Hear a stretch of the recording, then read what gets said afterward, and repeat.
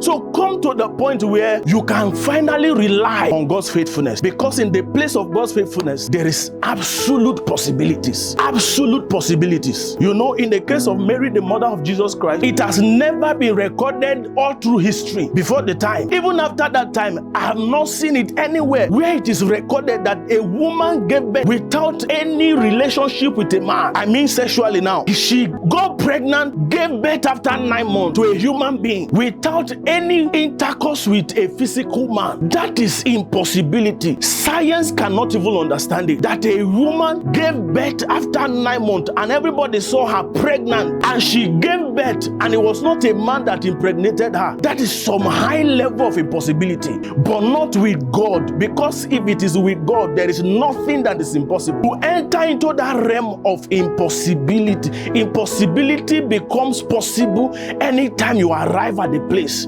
of God's faithfulness. Nobody do well in your family. Nobody gets married in your family. Nobody is healthy in your family. Nothing good is happening from the bloodline you found yourself. See, you can break that siege if you can enter the place of God's faithfulness. There is no family barrier that you cannot break. There is not age-long situation that cannot disintegrate when you arrive at the point of God's faithfulness.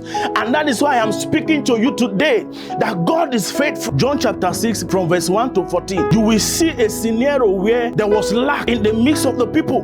There was nothing on ground. There was a great lack. 2 fishes and 5 loaves of bread was there, and he presented it. But what are there among a lot of people, among so many? The Bible says he took it and blessed it. He invoked the faithfulness of God upon it, and one of the result of it, the Bible said that there was a great multiplication. So there is no scarcity, no scarcity. There is no lack in the place of God's faithfulness. So why don't you just bring yourself to the place of his faithfulness today? God is faithful. God is faithful. You can rely on him completely. You can trust God wholeheartedly.